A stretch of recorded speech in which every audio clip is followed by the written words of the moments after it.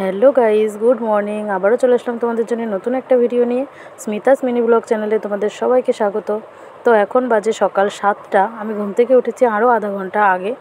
তারপরে ঘুম থেকে উঠে সব বাসি কাজ সেরে নিজে ফ্রেশ হয়ে ঘরে আসলাম। এসে দেখছি ছেলেটা এখনও ঘুমাচ্ছে।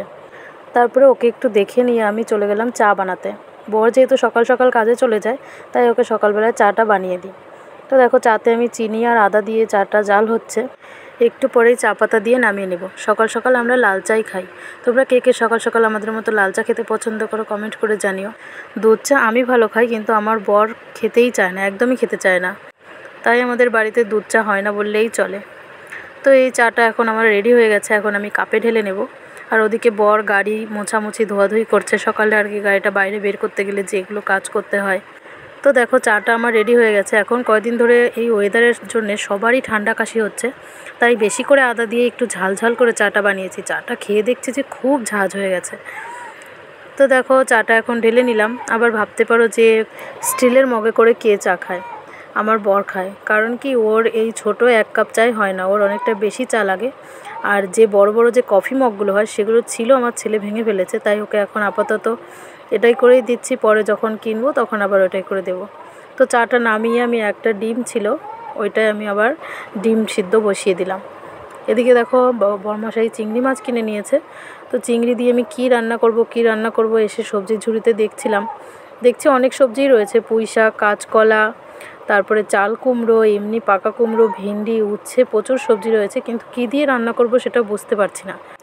তো তারপর কি করব, বড়বাবুকে এসে জিজ্ঞাসা করলাম যে চিংড়ি মাছ তো রেখেছো, কী দিয়ে রান্না করব? তো ও বললো যে পুঁই শাক দিয়ে আলু দিয়ে একটু চিংড়ি মাছ করো, আর চাল কুমড়োর ঘন্ট করো চিংড়ি মাছ দিয়ে। আমি বললাম বাহ, খুব ভালো।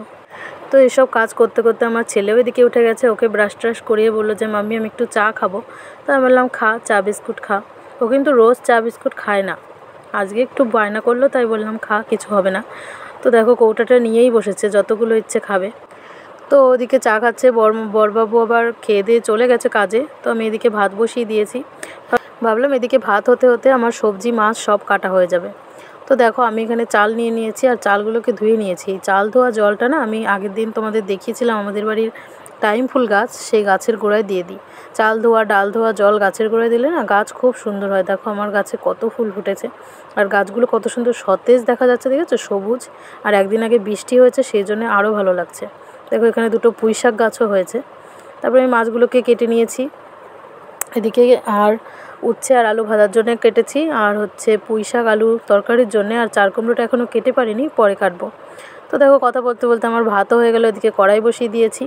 তো তারপরে আর ভিডিও করা হয়নি। চলো আজকে আমার রান্না বাড়া দিয়ে ভিডিওটা শেষ করি। দেখো, এখানে সাদা ভাত, আর এখানে রয়েছে চাল কুমড়োর ঘন্ট চিংড়ি মাছ দিয়ে। এটা খুব টেস্ট হয়েছিল খেতে, এই প্রথম করলাম আমি। তারপরে পেঁয়াজ দিয়ে উচ্ছে আলু ভাজা। তোমরা কে কে এই গরমে পেঁয়াজ দিয়ে উচ্ছে আলু ভাজা খাও বলো। আর এখানে 2টো লেবু কেটে নিয়েছি, আর পুঁই শাক আলু দিয়ে চিংড়ি মাছের ঝোল।